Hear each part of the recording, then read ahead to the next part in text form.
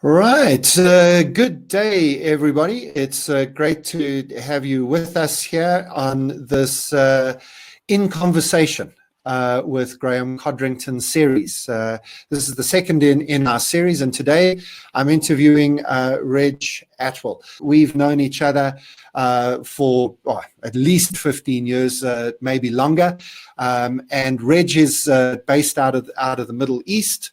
And as you can see on the screen is the founder and CEO of RTS Global Partners.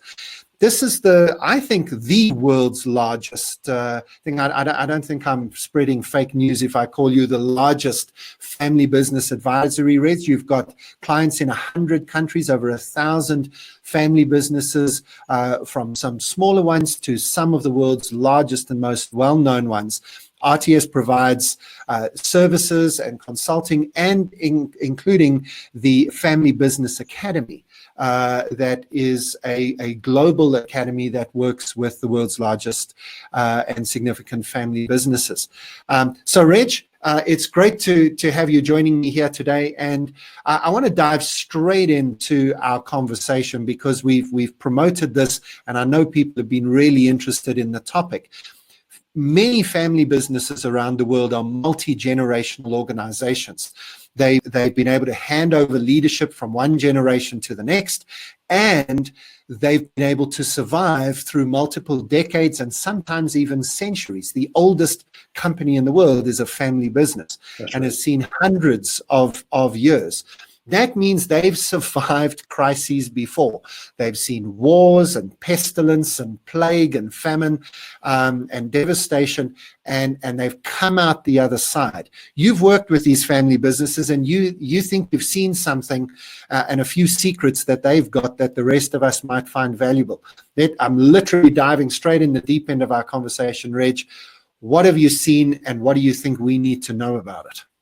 Graeme, well, first of all, thanks for having me on here, and welcome to all the people who are live with us right now. Maybe just to set the record straight, so there is no fake news. When it comes to our organization, I've been working with family businesses now for the last 18, 19 years. I come from a family business bloodline, which was started by my grandfather in India, and unfortunately, the second generation sabotaged the entire estate that my grandfather had built. I was 9 years of age at the time watching this happening, and after he passed away, literally the second generation were at war with each other over the assets, which went on for many years. So cutting a long story short, that definitely had an impact on me as a child growing up, and that led me to get involved in the HR, human capital space, integrating it with family businesses all these years. So as a boutique firm, with advisory consulting areas, we work across Africa, Middle East, and South Asia. We've worked with 126 family businesses to date on the advisory side, helping them go from one generation to the next. And on the education side, we work with thousands of family businesses to give them new learning. So to answer the question that Graeme's asking me right now, what's different between a family business and maybe a normal corporate? How does a family business go from one generation to the next? Only 3% survive to the fourth generation and beyond. So to build 100+ year legacy, 97% don't make it. However, sorry, Reg, that's quite a stat, eh? Wow. Yeah. That's to the third generation. So that's the founder is there. To fourth. So the founder's there, they typically then bring the next generation in as kids, then there's one more generation, and then boom, you're gone. I mean, that's quite exactly. But the 3% that do survive are still more successful than non-family businesses. I mean, think of the global 250, Fortune 100, FTSE 100, and if you do your own research and have a look at how many businesses are on there that have been there for more than 100 years. And you'll be shocked. Most people, they've either gone bankrupt, they got merged, they got acquired, some things happen to them. So family businesses overall do outlive traditional corporates. That definitely does happen. But if I go back to my screen share, I'll share with you one of my favorite slides, which is based on research that I did many years ago. So this slide here, hopefully everyone can see this, is off the back of 15 years of research that I did for our book that was published a year and a half ago on how many family businesses have gone beyond 5-6 generations. So on this slide, the youngest on this slide is bottom right corner, which is Shirley Plantation. And that's a 12th generation family business. So if you go to the top left corner, you'll see some Japanese brands there that are celebrating their 44th and 46th generation anniversary this year. So imagine being around for 100, 200, 300, 400, 500 plus years. All of these family business brands that you can see have gone through every crisis. They've been through every recession in the last 100 years. Whether it's swine flu or any other disease, they've gone through it, okay? So what's the difference? How did they end up building a legacy that went from one generation to the next? So over the last 15 years or so, we're always building up our intellectual property, but one of the key areas is definitely what we call vision, intentions, purpose. It's one of our toolkits, and we found that with family businesses that they have a vision. They're very clear on where they want to be as a business over the next 10, 15, 20. In China, they have 100-year visions that are documented. So I think this is a good place to start, and you don't have to be a family business to implement this, which is, where are you going? Are you clear by December 31st, 2030, where you want to be? Now, I could probably hear some sounds from people listening who are going, yeah, but Reg, it's all about survival right now. Well, going back to the previous slide, all these people have gone through that cycle to survive, to revive, to thrive again. And then businesses are not going well, they're failing, and then they regenerate again. Again. So to do that, Reg, I'm sure that when you say vision, you don't mean some really naff vision statement. We want to be number one in our industry and give great customer service to all the people who will buy our beautiful products. There endeth the vision. I'm sure it's more than that, right? This is not a vision statement on the CEO's wall. What do you mean by vision? Yeah, so a vision is a bit like the end of the rainbow. Can it shift? Yes. Can it move? Yes. And at the end of that rainbow, using the analogy, there's a treasure box. Okay. And what's in the treasure box? And a family business or any business can decide whatever they want to be in that treasure box, whether it is serving X number of customers or consumers, whether it's based around certain values that they want to express in the market, whether it is being number one or number two in a certain industry sector, whether it's making an impact or touching people's lives. A vision can mean different things to families as well as the owners of a business. So I think we don't dictate what that looks like. It's just reaching alignment. I'll give you an example. Once I was with a family with 3 people, and I said, where do you want to be in the future? One of the members in the room, senior member, said, we want to build a $1 billion business. So he was motivated by wealth and whatever that meant to him. The second person in the room, family member, said, no, we just want to make sure our lifestyles are managed. We don't want to take too much risk. We want to make sure we've got some reserves there for a rainy day and just live a nice life and keep serving the customers that we have. We don't need to have 10x growth, and we don't need to become a $1 billion company. And then the third person in the room, the next gen member, looked at me and said, well, I don't even want to do any of this. Get me out of here, Reg. I've got my own ideas of things that I'd like to do, and I don't really want to be part of this manufacturing legacy business. So all 3 people, all family members, all related. And by the way, for those of you watching that don't have a family business, the same thing can apply as a leadership team, which Absolutely. Is, do you have alignment? Yeah. And whatever that vision is there alignment with the people?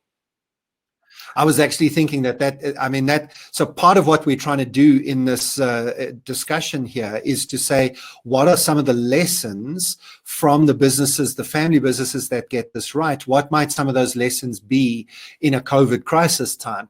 I think the first answer I'm getting to that question is, you've got to be sure that everybody in your business is clear about what the real heart of the business is. Because if you're in a crisis moment and you've got to just be doing the most important things, if everybody's not convinced about what the most important thing is, you could get into trouble. If somebody thinks the most important thing is to get any sale at any cost to anybody of anything, they could do something that your business isn't aligned to. So you've got to sit down and have this conversation and make sure that there's clarity across your business as to what is it that we really stand for as a business. Otherwise, this crisis could expose you, I would have thought. Yeah, exactly. You're 100% right, Graeme. And also, I would add to that, which is, as we call it, the VIP, the vision is where, the intentions is what must happen short to medium term to get there. Okay, yeah. So the intentions will change. Okay, it's more dynamic. It's more nimble because based on what's going on internally, externally. So the intentions is what must happen. In some cases, the vision has not changed, but the intention could be, well, we need to just be cash flow positive in the next 3 to 6, 9 months. Okay. So where the previous intention was to go and open 15 new stores or launch that new e-commerce business and invest further in it, it could be a situation where we're restricted to do that, and it's purely about survival. And so therefore the intentions have changed, but we haven't lost sight of the vision. Where people make mistakes is they think about survival, but they've totally forgotten about where they want to be in the future. So don't lose that. Don't lose the end of the rainbow. Don't lose whatever is in the treasure box or the trophy that you want to win. And the purpose is more deeper. Probably haven't got time to go through that today. Need another 3 hours for this one. But the purpose is, why are we doing it? Yeah. And the why is the true motivator, is the real reason and driver to get us out of bed every morning and keep going even when there is a crisis, and not give up and not get depressed, and it's not all doom and gloom. Because if, as a leader, as an owner, if you don't have purpose, how are you going to motivate others to shift? How are you going to get your tribe together? How are you going to get your soldiers and army together to go into battle and generate more cash flow and make sure you survive? So I hope that helps. I'm guessing that if the leadership of the business haven't got these things in place, so vision, intentions, and purpose, they are going to be finding a crisis really, really difficult, because they don't have the why for people. They might have rushed to a what, but the what might not be making sense to everybody at the moment, because it just feels like there's a scramble. It doesn't feel as if we're actually building the business at the moment. Yeah, you're right. The intentions right now, if it's not aligned, could be all based around chaos and just firefighting. When really you want to give clarity to everyone to say, okay, we have 100 people in our organization, and we know that it's about inflow right now. Inflow of our cash flow has to be there. So what we're going to do is put a game plan together to have all 100 people in the organization, where we become a sales-centric company and not rely on Fred and Bob in the company to bring in new business. We're all going to do it. Okay, let's club together. You do that, you do this, you do that, you do this, and all of that's going to come together to make sure we hit our objective in the next 30 days. Reg, does a family business have an advantage maybe in the way they can communicate that purpose? It seems to be, now I realize you have the personal example of a family business that was undermined by family members. So there are good and bad family businesses, but it strikes me that there might be, it almost feels as if you could go to your family and say, hey guys, we've got to knuckle down now. We've got to all get involved, no egos involved, or not. I know you've worked with both family businesses and sort of corporates and multinationals. Is there something we can learn about communication style of this vision, intention, and purpose from family businesses? Yeah, maybe I'll link it to what I've got next and maybe expand further for you. So based on case studies with over 100 clients, and at the bottom you can see survival rate. 30% of family businesses will reach second generation, 12 to 15% around the world to third generation, only 3% to fourth generation to build a 100-year legacy. So with family businesses, you can see the three circles in the middle. The dynamics are slightly different because you've got the family members in the family circle, and some of them will not be in the business, so the business circle. And in other cases, you've got family members who are in the business. Then the second component of that, where they integrate, would be some members are in the business as family members, day-to-day operational duties, responsibilities, while other family members could be on what we call the family board. And the family board is they're more on the business, almost looking at it like an investment, but they're not involved in the day-to-day. So those are a few distinctions with those two circles. And the last circle is ownership, which is around shareholder agreements, who owns what. So you could have a family member who's not in the business, but with inheritance is an owner.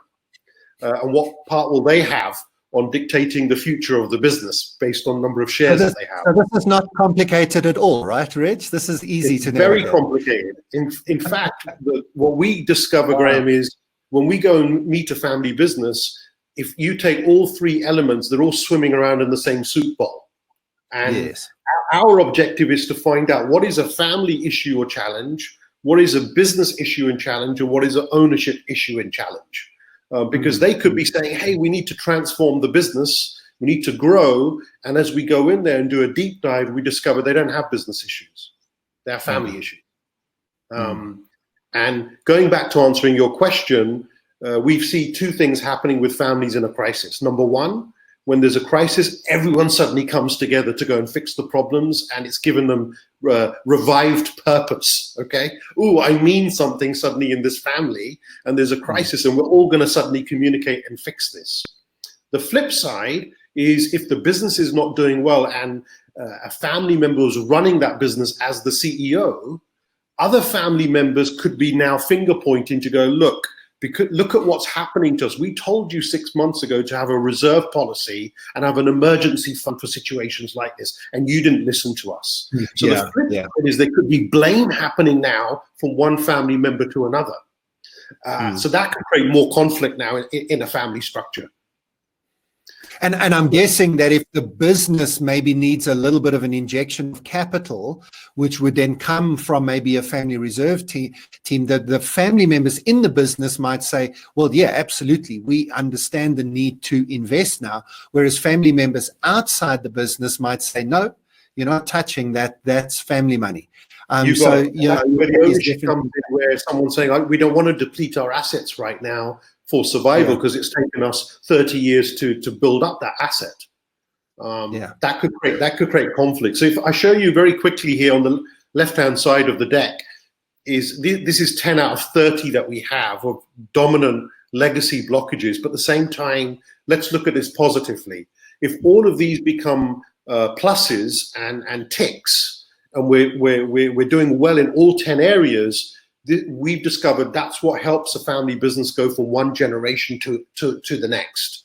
Are those in any order of importance, or is it just 1 to 10? Well, there is some level of priority here. I mean, definitely, if you look at the top 3, those are critical. But then the others, it depends on where the family business is at. Has it got 2 members, 10 members? Is it already at second generation? Is it a third generation family business? So for example, if you're dealing second generation, you're dealing with siblings. If you've gone to third generation, you're dealing with lots of cousins. So now, unity will become even more important, where communication has to happen with all 30, 40, 50 family members in the family. And if there isn't regular communication to drive unity, eventually there's going to be a volcanic eruption in the next 10, 15 years, and it will sabotage the business. So the reason I asked that, Reg, is I'm a huge fan of using the word love in business. And And I love the fact that you have lack of love there. Now, obviously, in family businesses, love is something you can talk about and look at because we understand it as family love. But I think that the concept of love, as in loving your business, loving your staff, loving your boss, maybe that's the tougher one, loving the contribution you make. We maybe need to rescue that word a little bit in the corporate world, because I think it unlocks a different level of thinking. And really where I want to go with this is, and I know there's still some more you want to tell us about family businesses, but let's help the people who may be not in family business to understand the link here that I think both you and I can see. In business, you've also got owners, those are the investors, you've also got business. But in my mind, often the family dynamic is represented either by executive leadership, who tend to have their own little clique of people, and or the people who have been at the business the longest. So people who've been in the business for 15 years, 20 years, in a mining company, it's all the old school engineers. They've risen to the level of the business that they're going to be. They shift bosses, they're engineer bosses, but they've got the DNA. They've got the legacy of the business in them. And there's often that can be a brilliant thing, like it can be for family, because you've got all this long history and legacy there, or it can be an us versus them, especially in crisis. Between the real would be if the three circles would change for a non-family business. You could easily have owner/leadership in the first circle. You would have management team in the second circle, and the third circle would be the workforce. And then if you put those three circles with another circle, protecting all three of them externally would be customers, external landscape. So that's what would shift. So the principles would still apply. So if we take some of the things on the left-hand side as a leadership team or as an owner, could be a first-generation entrepreneur, could be a corporate with the leadership team, the things on the left will still apply. Vision, do we have an alignment? What are our core values as a business? And are we expressing those values as an organization? Is there regular communication at touch points? In a crisis, we have to elevate the communication to drive unity. If you put your head in the sand and you have doubt and fear and you're confused as a leader, you're automatically going to express that to your organization.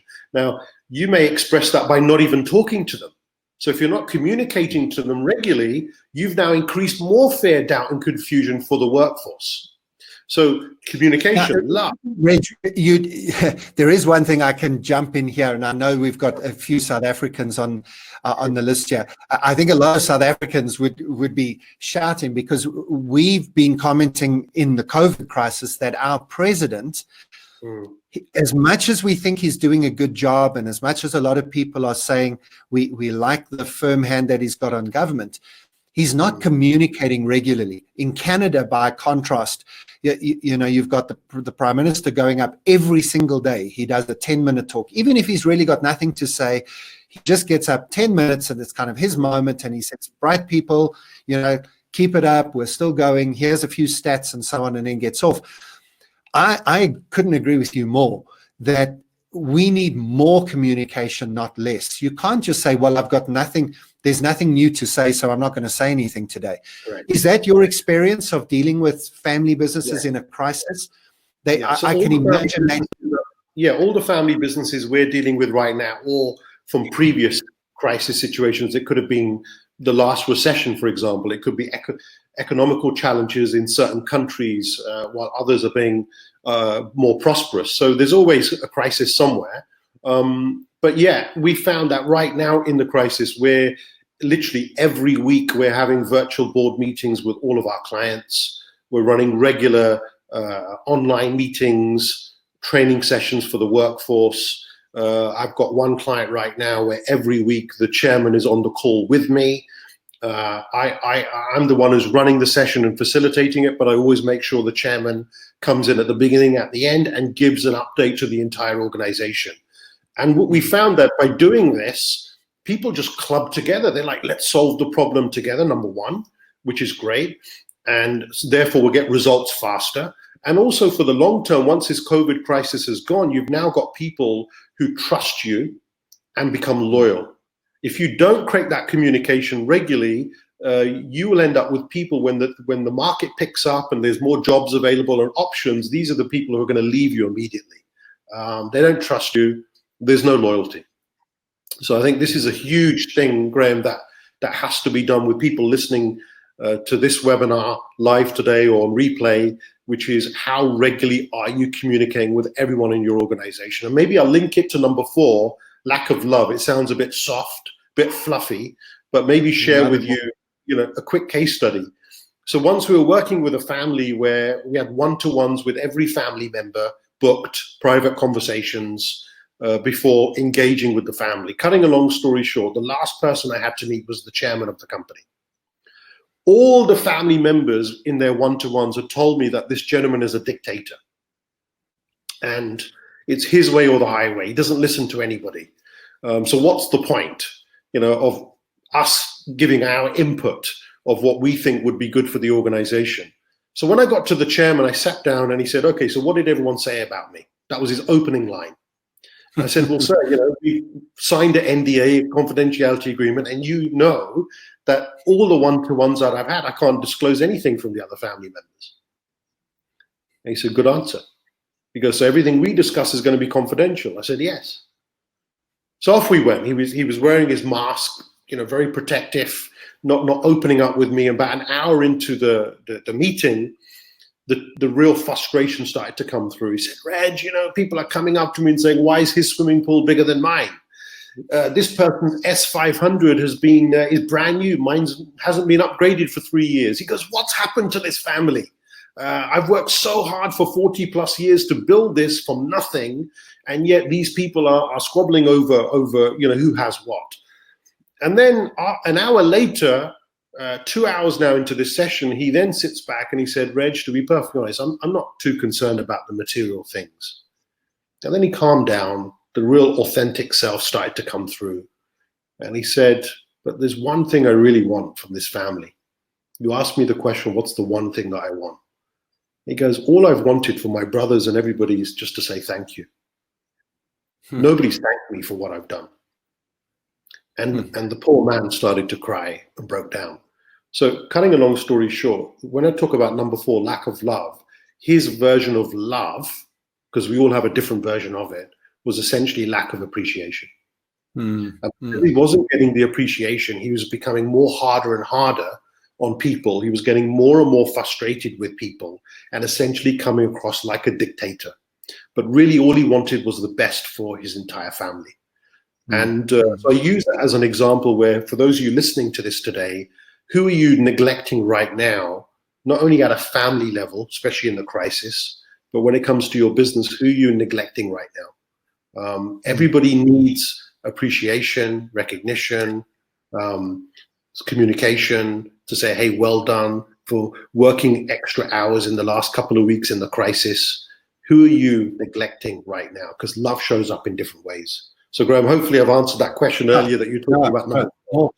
More than Reg. In fact, that just leads me to another question, because I think that your experience with working, as I said, your company RTS Global Partners, working with over 1,000 of the world's most probably recognizable families. I know that with the work you do, you can't really talk about your clients and so on, because family businesses don't allow that more than corporates.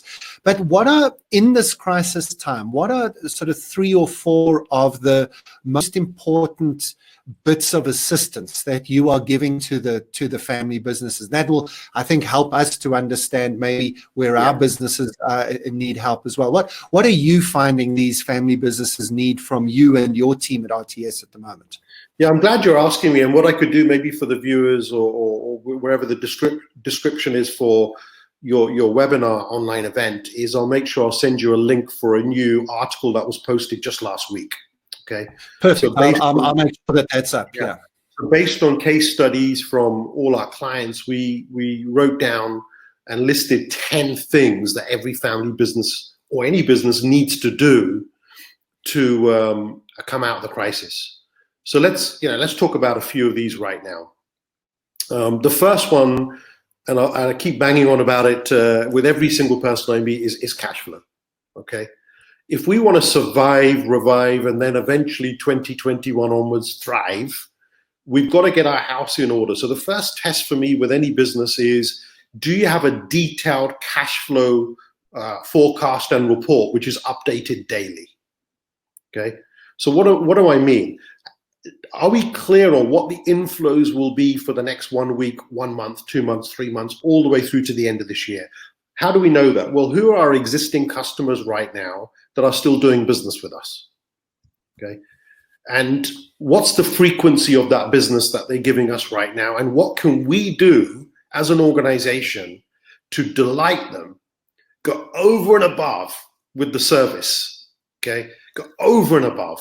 I'll give you an example. I've got a client right now where I've got an online certification program for our academy, where I said to an existing client, you can have unlimited seats, okay, at a price point of $3,600 for the entire program over 3 months.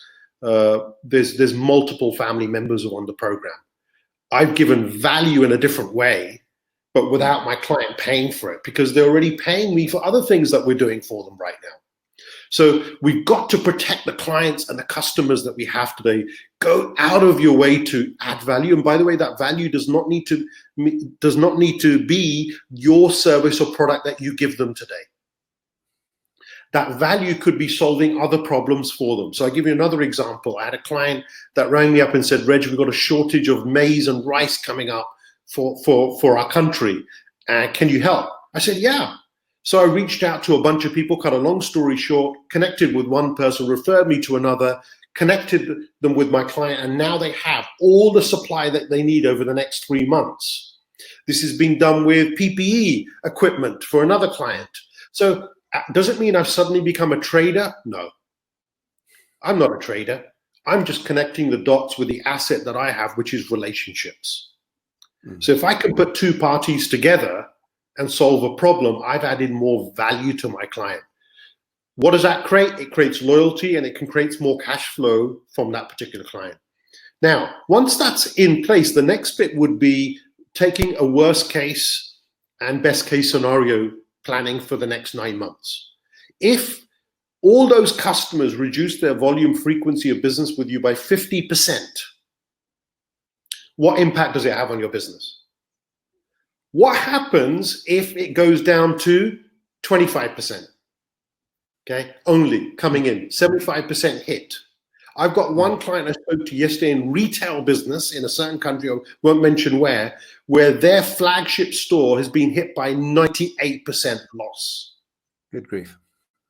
So if you only got 2% of business coming in now, and you now know that, and you now look at your outflows, you can start making intelligent decisions now what to do with your employees, with your fixed cost, with your variable costs. You know, this for me is the number one thing that people are not doing in detail. And if I think about myself in 2008, 2009, when I went through a recession and I came through, this is exactly what we do as a business. But in the year 2000, when I was dealing with technology companies back in the UK and went bust, and I had a startup which I took to a $20 million business and lost everything. Looking back, the mistake that I made is I did not look at the financials in detail. Yeah. And you know, for Reg, that's a very important point. Our team at Tomorrow Today is doing most of our work at the moment is just helping our clients to recognize that this COVID crisis is not a few weeks. You know, it's not just grit your teeth, get through to July, August 2020, and then everything will go back to normal. You've got to have a very realistic view of the fact that, and this is not a political conversation about, you know, which government policy is right or wrong. It's simply a statement of reality. And you have to accept that the worst case scenario might be complete disruption for 2 to 3 years. Now, plan for that. If it doesn't happen, well, then you're in good shape. But if it does happen, You really have to have a plan in place. And those who live false hope is worse than just a kind of a view of, well, we should be okay. You don't want to give people false hope. You want to have a realistic assessment. So I really love your point. Yeah, and maybe to add to that, other things to consider would be, which we've been going through with clients, is what non-performing assets do you have right now in the organization? Okay, or not being utilized. So, for example, you may have space right now. Could that space be used for another company for their storage or something else? Do you have any machinery lying around that hasn't been used for a few years? Maybe you could sell it on the cheap, but that could give you some cash injection into the business. So we talk about, assets, people. A massive thing that has to be done with people is an assessment on who wasn't performing in 2019 anyway. They weren't performing in 2019. You held on to them, and you've got to make a firm decision. Could there be people that could go part-time on a part-time contract? Who do you need to exit? It's time to get rid of your losses. Who do you need to retain, but maybe they could take a reduction in salary? Maybe you could look after them with a future bonus plan once the market becomes better and pay them in the future. Maybe there is a profit sharing or an equity component you can give to your most loyal people who've been with you for 25 years. So there's a whole bunch of things around non-performing assets, whether it's machinery, whether it's fleet, whether it's people. For those of you who are manufacturing products, where do you have products which are dead stock, slow stock, reaching an expiry date soon? Get rid of it. Get rid of it. Okay, even if you take a hit financially now where you give huge discounts, at least you've got cash coming into your business. These would be some things to consider. And the other one, you're more experienced than I am, which is you've got to review your entire business model. And COVID and the crisis and everything could be an opportunity in disguise to revamp your business model. How much of your business could go online in the next 12 months and become more digital? If I take one of my clients in the perfume industry, where it's public knowledge now because they're in the news a few days ago, where an entire strategy is now in play for delivering perfumes to people's doors. Choose e-commerce model, delivered. Okay, yeah. And they'll end up reducing their retail outlets over the next 12 months. They don't need them. Yeah. No, Reg, I had exactly that example with a client just this past week. They had been, a particular department in a large organization had been trying for probably 2 years to digitize their processes. They were everything from digital signatures to actually a little, it's not really artificial intelligence, but automated approvals of certain things. And the bosses had been pushing back and saying, no, we're not going to do that. We're just going to keep it old school. In South Africa, 8 weeks ago, we got 4 days notice of lockdown and everybody being told you're going to have to work from home. In 4 days, they did what they had failed to do in 2 years, which was to digitize their entire approvals process, change their sales process, change their financial reporting process. They did it in 4 days. They're all sitting at home now going, this is amazing. We love this. And so actually you can get an opportunity mindset in the COVID crisis. And I think that is probably what companies in the past that have survived crises have done. You initially you've got a hit, you've got a few weeks or months where you're in crisis mode. Then you do some of the stuff you're talking about here, Reg, and then you shift. And I'm guessing you shift quite quickly to adjusting leadership approaches, business models, and strategies to say, right, this is the new world. Now, how do we move into this new space? Yeah, and I would add to that, Graeme, by saying, another area to consider is your leadership team. I was on a webinar the other day. We had people from probably 15 countries in this company. They employ 7,000 people. We had all the managers, leaders from different parts of the world. And we were talking about turnarounds. And I said to everyone on the chat, I said, could you please come on the chat and tell me whether you've got any turnaround experience? 3 people in the entire organization had turnaround experience. So right now, if we need to turn around, we need to revive ourselves or survive, The first question is, who's in your dream team? Have they been through a turnaround before? Having been through 2 recessions in my entrepreneurial journey, I've become stronger and better to deal with things. But if I had not gone through those things, I would be also running around today like a headless chicken, and I would be dealing with chaos and firefighting, confusing people more, not having clarity, living in fear, and end up sabotaging the business. So there's 2 aspects here. One is from a mental, emotional perspective, who's in the dream team, and the second part would be who's got the right DNA, skills, competencies, and ability to get us through this. So, for example, if you're someone who's very reserved, very good with investments, slow at decision making, likes to have your data, your facts, your research in place before making any decision, well, how are you going to help the situation today? What we need is some innovators in the office or virtually having a meeting going, what can we do? If, for example, you need to sell more, then you need what I call a promoter in your team. And the promoter is the one who's going to create more visibility for your brand in the marketplace. This is the best time to do more marketing. It doesn't have to be expensive marketing, but you've got to be visible. If you're not visible and you're just contracting and internally putting your head in the sand and going, you know, what do we do? And we don't have the money to go and spend on marketing, you're dead anyway. Your competition are going to grab more market share from you in the next 3 months. So for me, the dream team element, the leadership team, needs an assessment. And if anyone watching this right now, you need help on this with Graeme's business and my business, we'd be more than delighted to help you with some assessments. We have our own toolkit called DNA profiling with 9 profiles where we assess the leadership team. And I'm happy for free to send you the descriptions through Graeme's company so you can find out more on that. Perfect. Thanks, Reg. You've actually answered a question, my next question that I was going to ask, which is a lot of the stuff that you've mentioned. Just by the way, if you are live with us or catching the replay, I've put the link to the article that Reg has been referring to. It's got 9 excellent things for you to look at, some great questions for you to ask. It's available on his website, and it's a really good resource for you and your team. And I'll, for those of you watching the replay, I'll put it in the notes to wherever you've found this video. So just have a look for that. But the question I wanted to ask is, quite a few of those things on that list, Reg, felt like that's kind of standard business practice, you know, like get rid of non-performing assets, evaluate your team.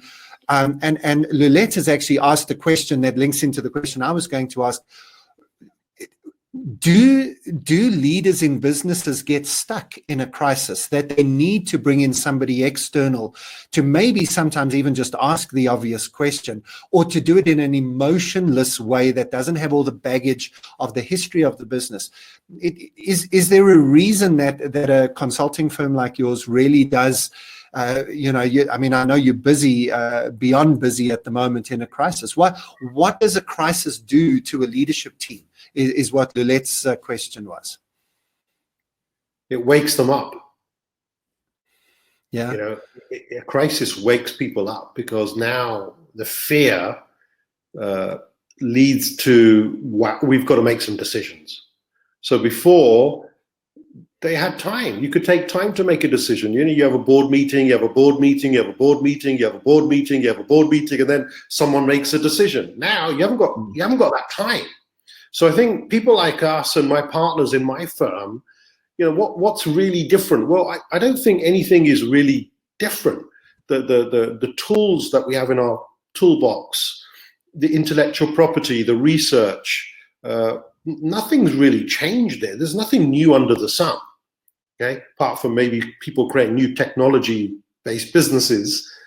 But what's changed is the urgency.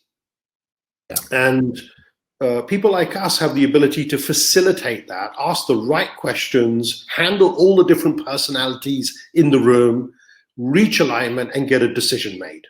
And when you don't have someone from outside looking in who's neutral, then what happens? You've now got different personalities with different agendas in a corporate world, politics that are happening, all sorts of, you know, I won't mention which industry or where, and where, in case they watch this, but we have a client where there was a meeting going on and we were talking about closing down a certain business unit. So the resources from that business unit and assets could be then utilized in another business unit, which we could see more volume, frequency, good margin, growth opportunities. And I was just looking on the virtual meeting at the face of the business head regarding the business unit that we wanted to close down. And I could see fear. I could see, damn, will I be out of a job next week? And at the end of the meeting, I reassured this gentleman. I said, by the way, the first thing that we've got to do is look at who are the A player talent that we have in this business unit, and good people that we can bring over and transfer to the other side of the business. So good people will still be retained. And then the face changed. Like, I think I'm an A player. I think I'm still going to be around. And I think people like us have the ability as an outsider to see those things.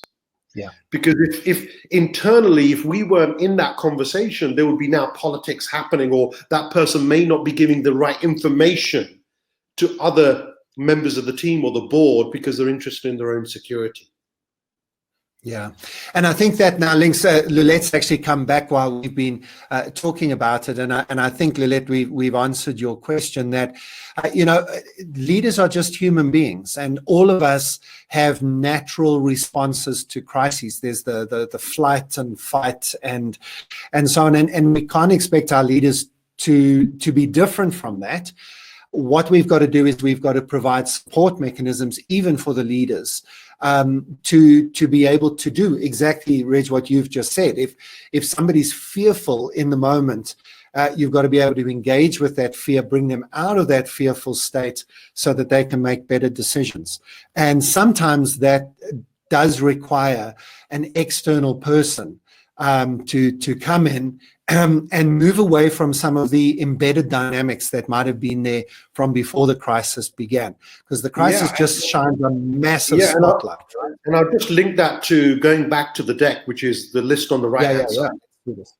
So when we're working with families, and this applies to non-family businesses as well, and a leadership team management level, which is, okay, let's say we've got everything on the left-hand side sorted, good vision, good structure in place, we've got policies, good governance, we've got a plan, everything's done. But then we're dealing with human beings, like you just said, we're dealing with people's emotions.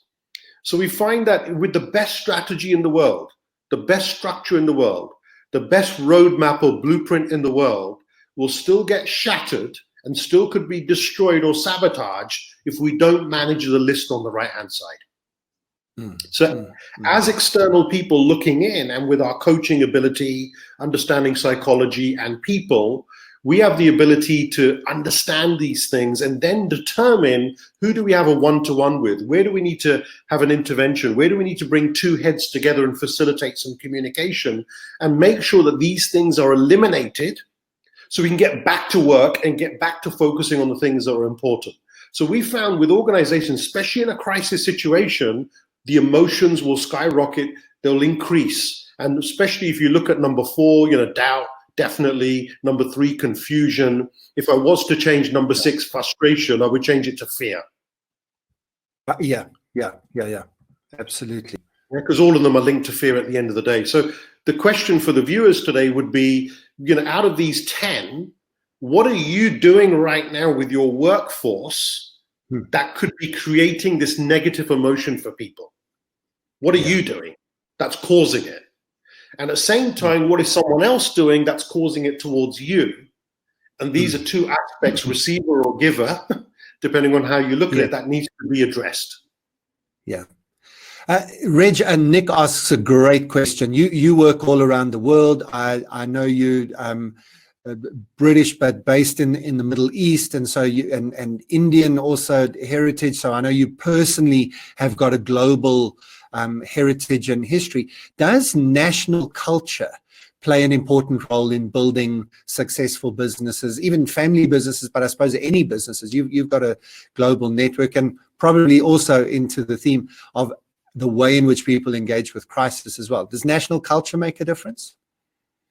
I love that question. I love who came up with that question? Yeah. Nick, all we have is his first name, Nick. Great question. Nick, I agree. Well done, Nick. Great question. Yeah, absolutely. Yes, yes, and yes. I'll tell you why. Most of the business that we do is Africa, Middle East, and South Asia. Okay, it's a big enough region.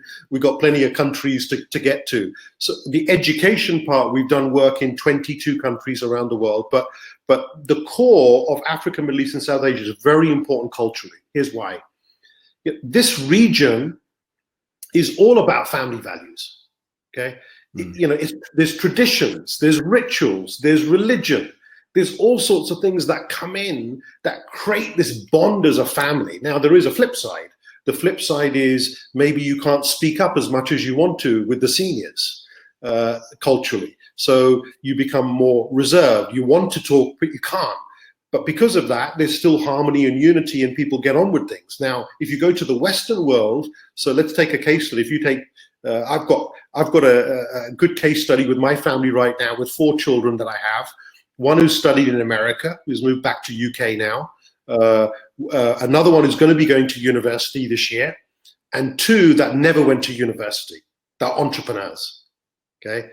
And for me, what's going to be really interesting in the next 10, 15 years to see what happens. And we're already witnessing how if somebody spends time in another country long enough, they get influenced by the set of values from that country.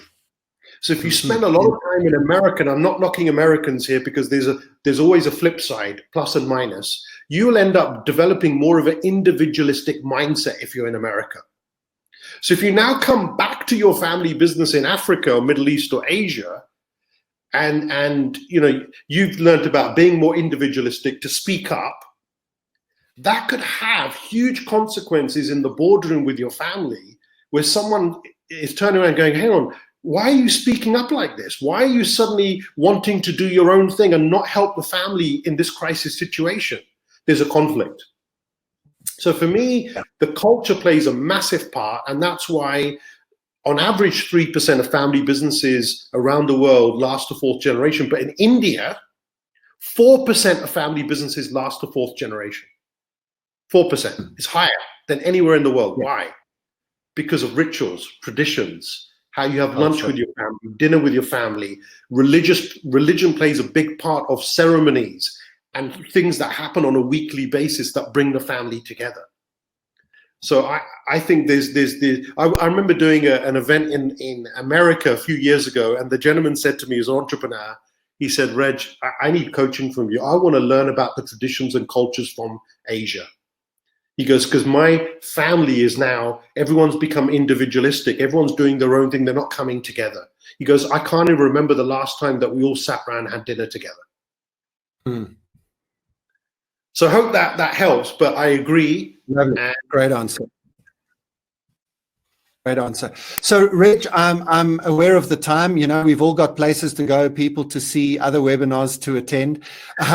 These conversations always rush by for me, and I hope people have found value. I certainly have. This is exactly what I was hoping for when you hinted at me that there were some secrets to find from some of these ancient family businesses.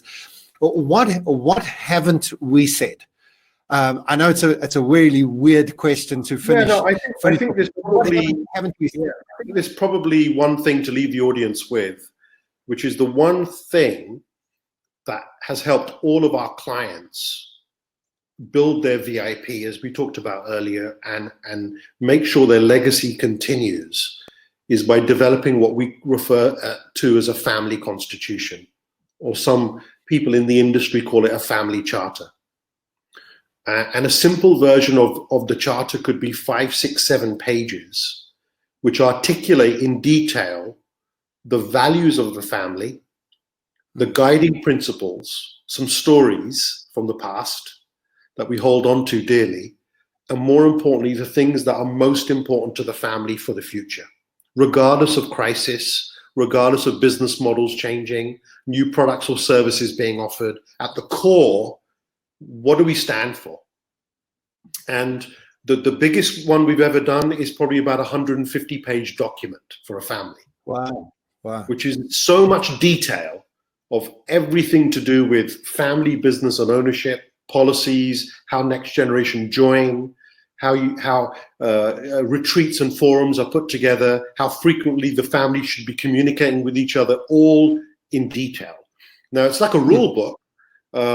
Is there flexibility around it? Of course there is. New things will always pop up. But at least everybody from the age of 5, 6, 7, 8 years of age, when they have a chance to be educated on what this charter and constitution is, they grow up knowing that this is what we believe in and this is what we're about. So I would encourage all of you listening, even if you're in a corporate capacity, government, first generation entrepreneur, is try and build your own charter. Okay, you can go to my YouTube channel, which is basically my name, regathwal.tv, and have a look at Family Business Q&A show. And I've got a couple of videos on there about building a charter and constitution. And maybe from there I can give you some ideas, and you can transfer that to creating a company charter or a company constitution and build that roadmap of your guiding principles for the future. And I say that would be the last thing, Graeme, that if you really want to build a legacy, you've got to have something like this in place. Awesome. So everybody, now you know why I wanted to chat to Reg. Reg, everybody who was with us live is just saying thank you. This has really been great for them. rtsgp.com is the website to go to just see the work that Reg and his team do. And as you say, if you just search for his name, you'll pick him up on YouTube, and he really does make a lot of resources available for people. And yeah, especially if you have a family business, I'm sure that you can see that he'd be somebody worth contacting. Reg, thanks so much for your time, for your insights, for the work that you do. It's really great to spend some time with you today. Thanks so much. Thank you very much. Thank you, everyone.